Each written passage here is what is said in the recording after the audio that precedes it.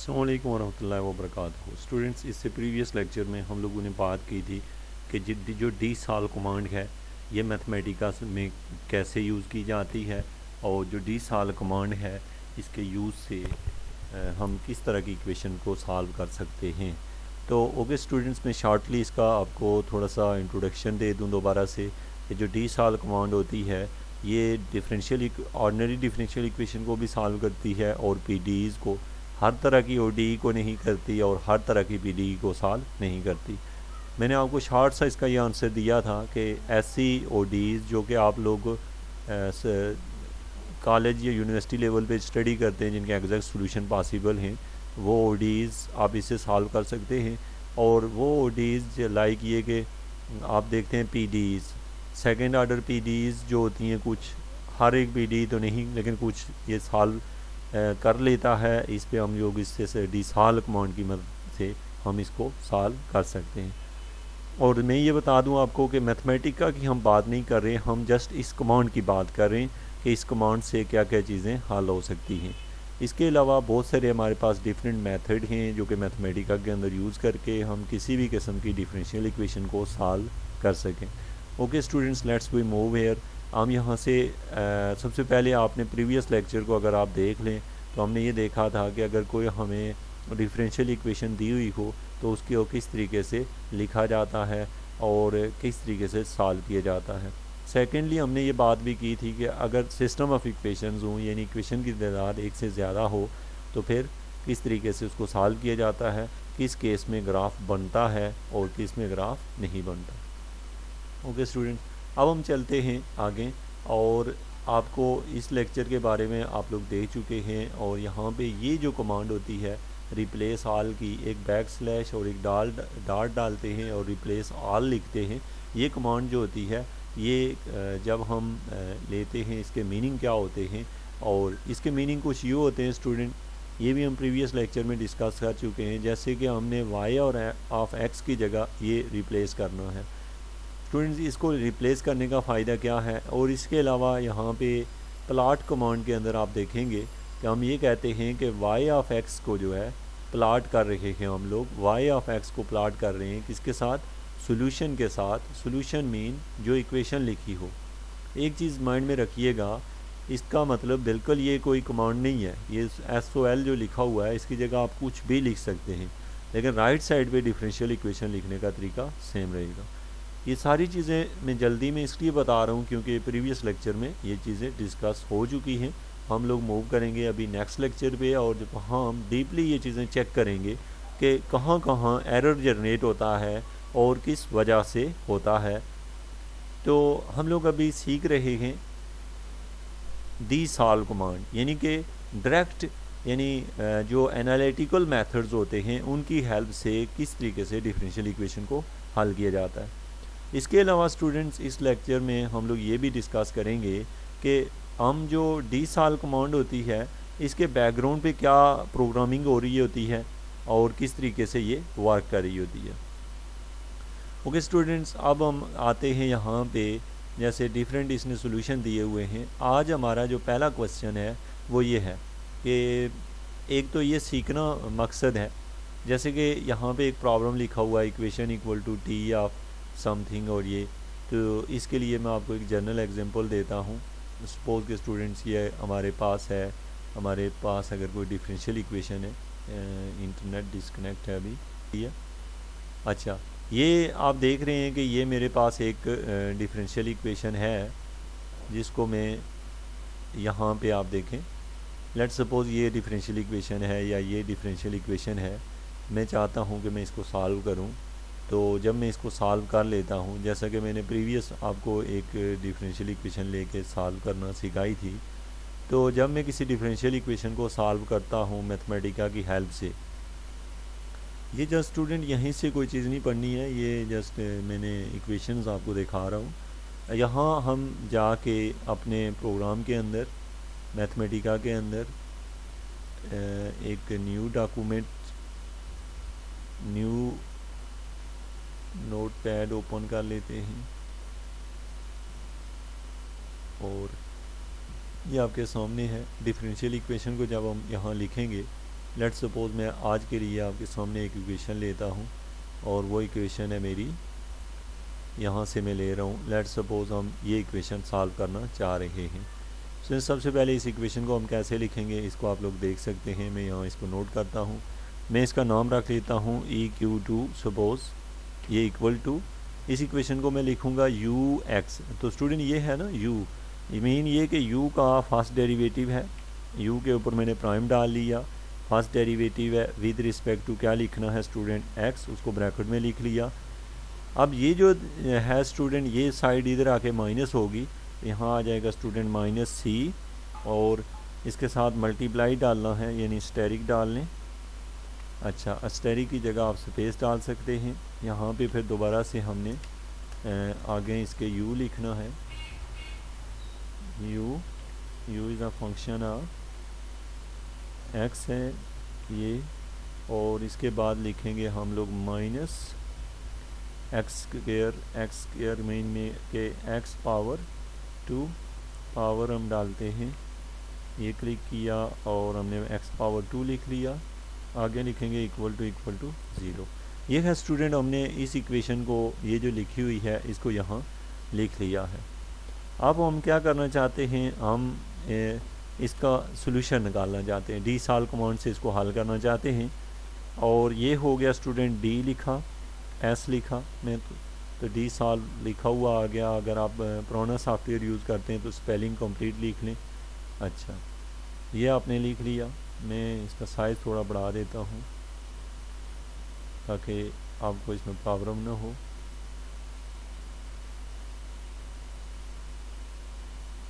तो ये जो है मेरे पास, यहाँ से नीचे से आप इसका साइज़ जो है वो इंक्रीज़ कर सकती हैं। ये मैंने वो प्रॉब्लम जो है यहाँ पे डिफ़ाइन कर लिया। अच्छा स्टूडेंट, ये कौन सा प्रॉब्लम है मैं यहाँ आपको दिखा दूँ कि ये प्रॉब्लम है आपके सामने। इस प्रॉब्लम को हम लोग ने लिख लिया, इसको लिख लिया u का first derivative -CU -x power 2। अब स्टूडेंट यहाँ पे ये जो डी सॉल्व लिखा हुआ है इसके साथ हम लोग एक ब्रैकेट डालते हैं, ब्रैकेट डाल ली है। अब हम करना क्या चाहते हैं, इक्वेशन 2 को हमने डी सॉल्व मीन इंटीग्रेट को कहते हैं हम लोग, इक्वेशन है, इक्वेशन इसका नाम वही लिखेंगे जो ऊपर लिखा हुआ है, स्पेलिंग की केयर कीजिएगा, यहाँ जो नाम रखेंगे वही नीचे रखेंगे। इक्वेशन 2 लिख लिया है। इसके बाद स्टूडेंट हम लोग कॉमा डालेंगे और फिर यहाँ पे जो हमारे पास इंडिपेंडेंट जो वेरिएबल है वो है, डिपेंडेंट वेरिएबल जो है वो u है और जो इंडिपेंडेंट वेरिएबल है स्टूडेंट वो है x। अब हमने ब्रैकेट क्लोज की और शिफ्ट प्लस इंटर किया। जब हमने शिफ्ट प्लस इंटर किया तो ये देखें इसका सोल्यूशन आ गया। अब स्टूडेंट यहाँ पे जो ख़ास बात आपको मैं बताना चाहता हूँ आज के लेक्चर की वो ये है कि सबसे पहली बात ये कि आपने अपने रिलेशन को चेक करना होता है कि क्या हम जो वैल्यू ले रहे हैं, जैसे यहाँ पे हम इसको चेक करना चाहते हैं कि क्या ये इक्वेशन जो है हमने जो ली है यहाँ पे, इसको देखें, इससे हम एक ग्राफ ड्रा करना चाह रहे हैं ना। इधर देखिएगा, ये मैंने लिखा यहाँ इक्वेशंस जो हैं ये कोई चीज़ नहीं है, यहाँ मैं दोबारा लिखता हूँ, देखें इक्वेशन 2 लिखिएगा, इक्वेशन मैंने EQ2 लिखा हुआ है, मैंने EQ2 लिखा ये वाला, इसका मैं सोल्यूशन कहाँ है स्टूडेंट, ये है सोल्यूशन। और दूसरे नंबर पे ये है कि मैं अगर इसके पीछे अगर लिख लूँ, इस कमांड के पीछे अगर मैं इसका नाम कुछ भी रख लूँ, सपोज़ कि मैंने इसका नाम रख लिया SOL इक्वल टू रख लेता हूँ, आगे मैं ये ब्रैकेट डाल लेता हूँ, सॉरी ये कॉमे डाले हैं। और अब देखें स्टूडेंट, हम ये वाला जो है ना मैं मिटा लेता हूँ, ये जैसा आपको दिखाना मकसद है कि ये सोल्यूशन है। अच्छा, अब हमने क्या करना है, इसको मैं इसके साथ लिख लेता हूँ, कोई ज़रूरी चीज़ नहीं है लेकिन ये इसलिए कर रहा हूँ कि ताकि आपको अच्छे तरीके से दिखाई दे। अच्छा देखें स्टूडेंट, अब SOL मीन के ये जो ऊपर लिखा हुआ ये है इक्वेशन 2 जो है, क्या ये हमारे लिए क्या इसका सोल्यूशन जो है वो, तो शिफ्ट प्लस इंटर करें, ये देखें आपके पास जो इसका रिज़ल्ट है ये इस फॉर्म में आ गया, रैंडम रियल फॉर्म में। अभी आप आए यहाँ पे, यहाँ आप देखें तो अभी हमारे पास है जो फंक्शन था, जो कि आप अपने प्रीवियस फंक्शन को देखें। मैं यहाँ पे आप देखें इसको, अगर मैं इसके आगे से ये कॉमे हटा लूँ, इसको प्ले करता हूँ, तो आप देखें जो आउटपुट आई थी, यानी इसको जो सोल्यूशन था वो इस फॉर्म में था, और इसके अंदर देख लें आप ये फंक्शन इन्वॉल्व था, यानी कि हम ये नहीं जानते कि ये फंक्शन क्या है। आप समझ गए होंगे कि ये what is mean by this one. तो हम चाहते थे कि इसको जो है ना, ये रिज़ल्ट जो है हमें इस फॉर्म में नहीं चाहिए, तो इसके लिए हमने इक्वेशन नंबर 2 जो है उसका जो सोल्यूशन है, सोल्यूशन के साथ, ठीक है। तो अगर ये हमने रैंडम रियल लिया है, अच्छा यहाँ हमने टी लिया हुआ है, ये एक मिनट, इसमें एक प्रॉब्लम है। यहाँ पे हम लोग लेंगे जी एक्स, अच्छा ठीक है। अब आप इसको रिजल्ट को देखें, एक्स क्यों लिया है ये आप जानते हैं, क्योंकि हमने इस इक्वेशन में एक्स लिया हुआ है। जैसे कि इस इक्वेशन में टी को यूज़ किया गया था, ठीक है, और हमने यहाँ पे एक्स को यूज़ किया है। यहाँ पे स्टूडेंट जैसे हम प्लॉट कमांड में जाते हैं, और प्लॉट कमांड में चूँकि प्रीवियस लेक्चर में भी मैंने प्लॉट कमांड आपको सिखाई थी, थोड़ा सा इसमें मैं चेंजिंग करके इसमें जो एरर जनरेट होते हैं वो जनरेट करता हूँ, और ताकि आप ये समझ सकें कि एरर कहाँ कहाँ होते हैं। अच्छा स्टूडेंट, अब आपका एक क्वेश्चन है कि what is different between this one and this one, why we do this. Okay student, first of all we are here, this one is the equation over equation, and we write the name of the equation is equation 2, and it is not necessary we write down the name of this equation is equation 2. We can write any other name as you want. Let's suppose you, if you want to write here not equation, you mean this one is the Ali, this one is Ali, the equation name is Ali. In that case, when you use the Ali, then you use here should be write same spell and this one, and at the end of this line, when I stop this function, this one, no, the result is, you can watch, this is their result, result is in this form. ये देखें u है, u किसी चीज़ का function है, ये हमारे पास इसका result है। लेकिन अगर हम इस कमांड का यूज़ करें स्टूडेंट, यहाँ पे मुझे ये चेंज करना पड़ेगा, क्योंकि इक्वेशन 2 को, ये जो इक्वेशन 2 अब है ही नहीं, इसका नाम हमने अली रख लिया है, ये हमने रखा है अली, और इसका जो सोल्यूशन है, सोल्यूशन इसका नाम हमने रखा हुआ है। ये डॉट जो होता है स्टूडेंट, ये हम डालते हैं यहाँ पे। इस कमांड को हम क्यों यूज़ करने लगे हैं, मैं इसको रोकने देता हूँ इस कमांड को, क्योंकि इसका रिज़ल्ट मुझे नहीं चाहिए। मैं इसको रन करूं तो आप देख सकते हैं कि रिज़ल्ट इस फॉर्म में है, जो कि आप देख सकते हैं कि इसमें कुछ कांस्टेंट इन्वॉल्व हैं और वो फंक्शन नहीं लिखा हुआ आ रहा। तो ये आपने देखा कि आपको रिज़ल्ट को जो है मज़ीद अगर एक्सप्लेनेटरी फॉर्म में लिखना है तो आप इस तरीके से लिखते हैं। ओके स्टूडेंट, हम मूव करते हैं नेक्स्ट। अब बात करते हैं जैसे प्लाट की। यहाँ पे जैसे ये प्लाट किया गया है, हमेशा प्लाटिंग कमांड ये सेम रहती है। मैं यही कमांड लेके यहाँ से देखें अपने प्रॉब्लम पे चलता हूँ, ये है। लेट्स सपोज इसको तो आप छोड़ दें, मैं प्लाट करना चाह रहा हूँ अपने रिज़ल्ट को, इसको भी हम रोक लेते हैं ये। और ये जो कॉमे हम डालते हैं, इसका मकसद सिर्फ ये होता है कि वो चीज़ रन ना हो, रीड करता है लेकिन उसका रिज़ल्ट हमें दिखाई नहीं देता। अब स्टूडेंट यहाँ पे हम प्लाट करना चाहते हैं किस चीज़ को, u को, तो यहाँ पे x की जगह क्या लिखेंगे, u, और u डिपेंड कर रहा है x के ऊपर, यहाँ हम x लिख लेंगे। डॉट सोल्यूशन, क्योंकि हमने भी सोल्यूशन ही नाम रखा हुआ है तो ठीक हो गया। और फिर इसने y को प्लाट किया हुआ है स्टूडेंट, लेकिन हमारे पास y है ही कोई नहीं। तो अब हम क्या करते हैं, यहाँ पे y की जगह अगेन मैं x लिखता हूँ। मैं थोड़ी सी इसमें एरर जनरेट करूँगा, x नहीं बल्कि u लिखूँगा, क्योंकि मेरे पास एक ही फंक्शन है फ़िलहाल, u फंक्शन है x का, और इसका फिर मैं सोल्यूशन ले रहा हूँ इसके साथ, और x की वैल्यू में ले रहा हूँ स्टूडेंट। आप इसको चेंज भी कर सकते हैं। ये सारी वैल्यू लेने के बाद इसको मैं प्लाट कर रहा हूँ। आप देख रहे हैं देर यहाँ पे आपको कोई भी रिज़ल्ट नज़र नहीं आ रहा, प्लाट के अंदर ना रिज़ल्ट मेरे पास कोई नहीं है।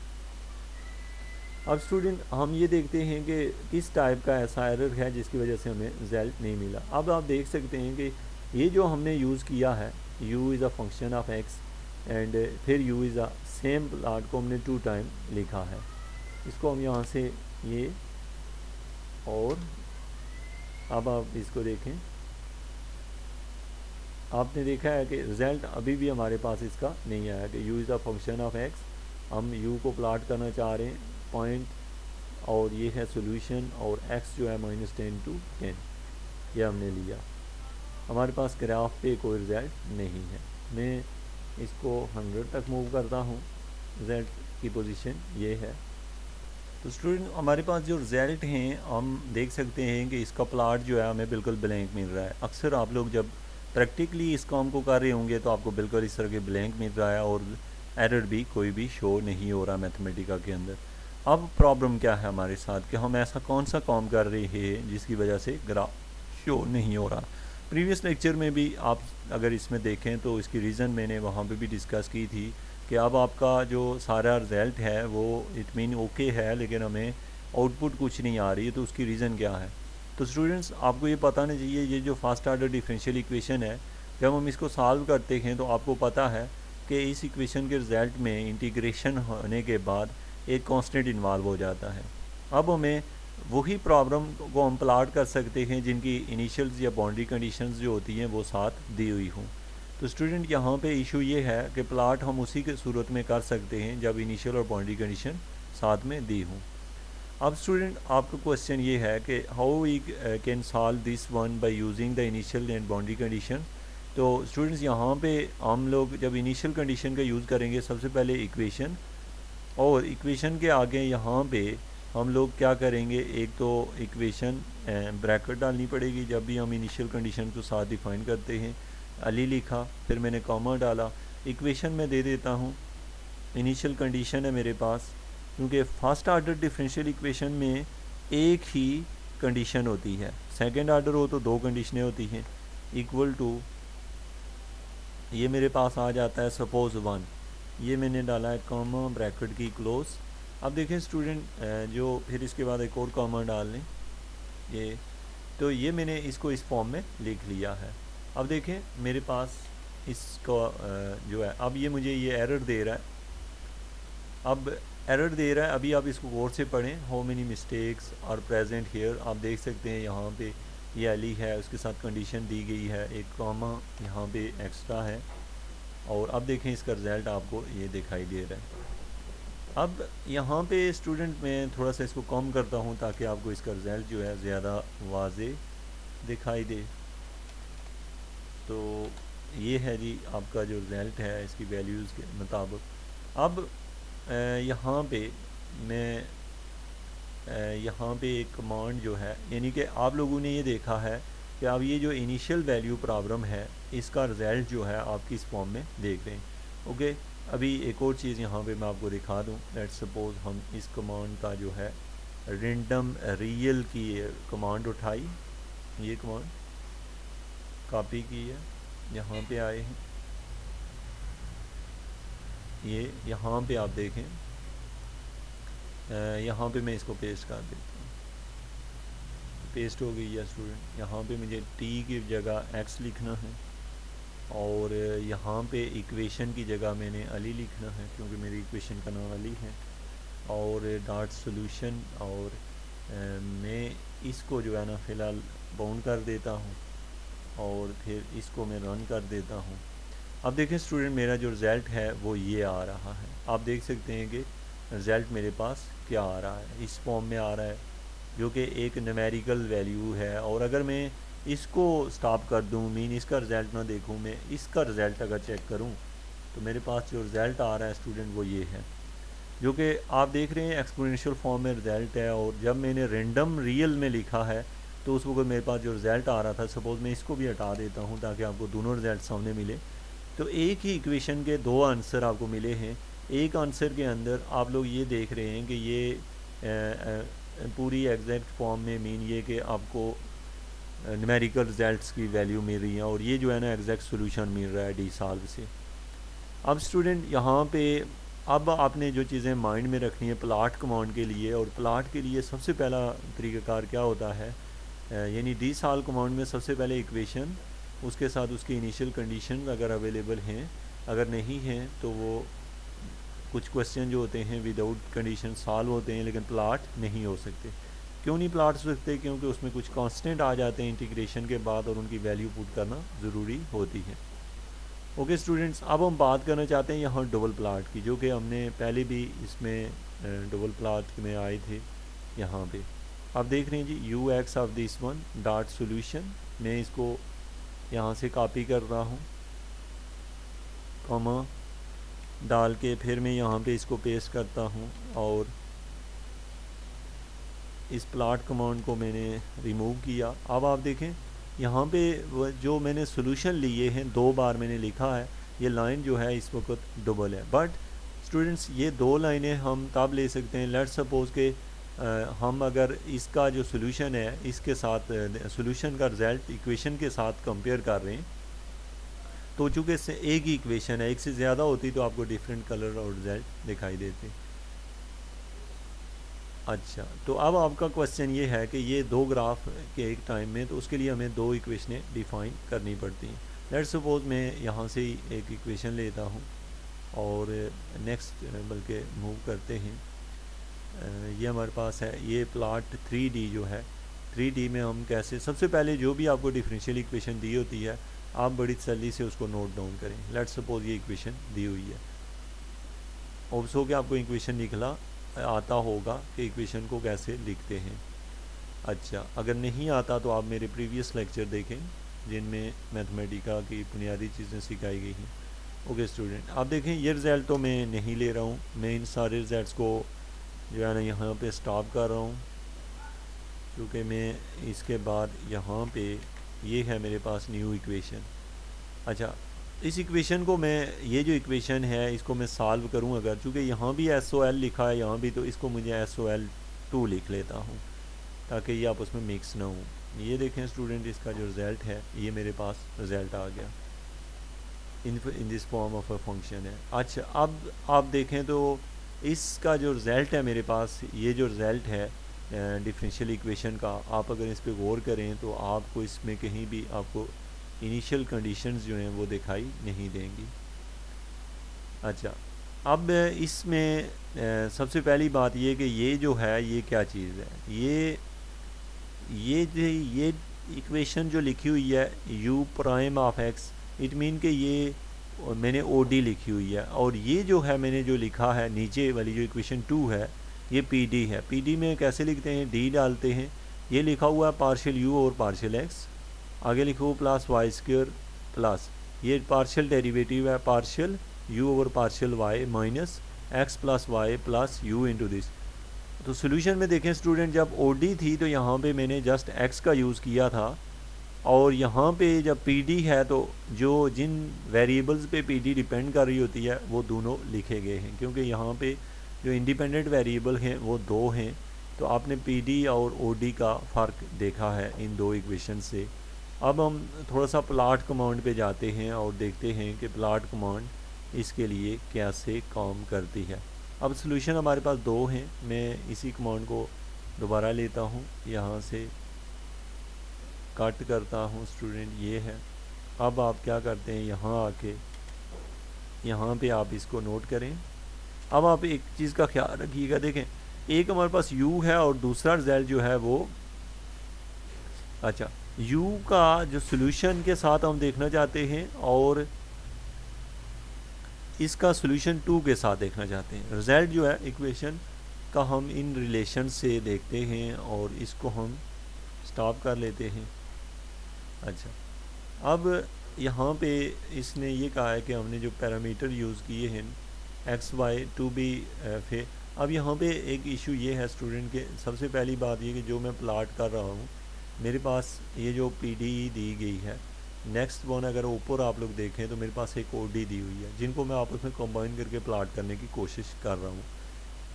यहाँ एक चीज़ आप नोट कीजिएगा ये मेरे पास जो दी गई पीडी है, इस पीडी का मैं रिज़ल्ट देखूं अगर, तो आप यहाँ गौर करें तो एक कांस्टेंट इन्वॉल्व है इसके अंदर, जो कि जब तक कि इसकी इनिशियल कंडीशन नहीं मौजूद, इस कांस्टेंट को यहाँ से रिमूव नहीं किया जा सकता। तो इसका हम ग्राफ बगैर कंडीशन के नहीं बना सकते। ओके, अब जैसे कि यहाँ पे देखें स्टूडेंट, ये इसने डिफ़ाइन किया हुआ है और ये प्लॉट 3D में इसने फंक्शन दिया हुआ है, x को और y को इसने यूँ डिफ़ाइन किया है। अब जो PD है हमारे पास, लेट्स सपोज यही जो PD है, इसका और इसके रिजल्ट को थोड़ा सा आप लोग कंपेयर करें। ये है मेरे पास U जो है डॉट सोल्यूशन 1 है, C1 into T approaches to sine of. अब देखें ये जो नहीं है वैल्यू, आप इस पे फोकस करें। जैसे कि ये इक्वेशन आपको दी हुई है, ये जो इक्वेशन नंबर 10 है, एक डिफरेंशियल इक्वेशन है, पार्शियल डिफरेंशियल इक्वेशन, आपने उसको लिख लिया। उसको जब शिफ्ट प्लस इंटर किया तो आपके पास ये आंसर आया, बट इस आंसर के अंदर एक सी इन्वॉल्व है। हम ये कह देते हैं कि सी की जगह, ये देखें ये एरो बताता है कि सी की जगह साइन टी स्क्वायर पुट कर दें, सी की जगह sine T square plus T by 10 put कर दें। जब हम ये यहाँ पुट कर देंगे तो उसका जब हम रिज़ल्ट देखेंगे, ये इसका मतलब ही यही होता है कि u की जगह सोल्यूशन 1 पुट करें और सोल्यूशन 1 की जगह ये और इसकी वैल्यू ये है। अच्छा, अब यहाँ पे आपने बिल्कुल कंफ्यूज नहीं होना है कि ये कुछ हम लिखेंगे तो जान छूटेगी, ऐसा कुछ नहीं है। यहाँ पे आप लोगों को या तो जो रिज़ल्ट है सी, उसके साथ या तो बाउंड्री कंडीशंस देनी पड़ेंगी या फिर इस तरीके से सी की वैल्यू डिफ़ाइन करनी पड़ेगी। उसके बाद स्टूडेंट जब आप रिज़ल्ट लेंगे, लेट्स सपोज मैं इसको लेके चलता हूँ, बल्कि 3D प्लाट पे जाता हूँ, लेकिन प्लाट तभी होगा जब हम सी की वैल्यू पुट करें। यहाँ पे आप देखें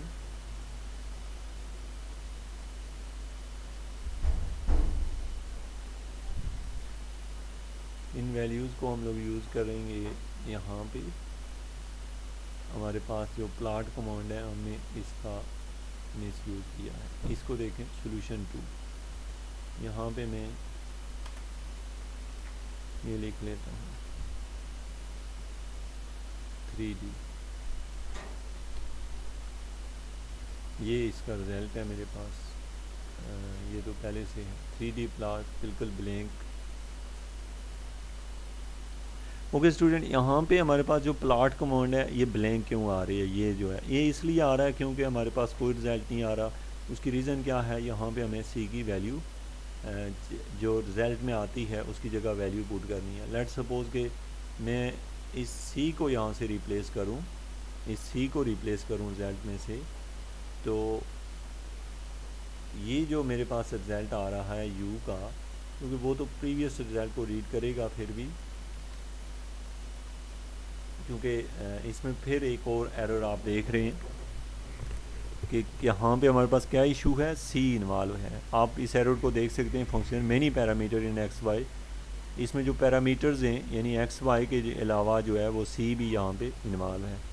तो आप इस एरर को जब भी देखेंगे तो सी की वैल्यू जो होगी, मीन ये कि हमें इनिशियल कंडीशन या बाउंड्री कंडीशन की ज़रूरत पड़ती है। ओके, अब हम यहाँ से नेक्स्ट अगर हम देखें तो कुछ इक्वेशंस हैं। एक टाइम में अगर 3 प्लॉट्स करने हों तो ये देखें फंक्शन का एक दफ़ा, दूसरी बार और तीसरी बार हम इसको लिख रहे हैं।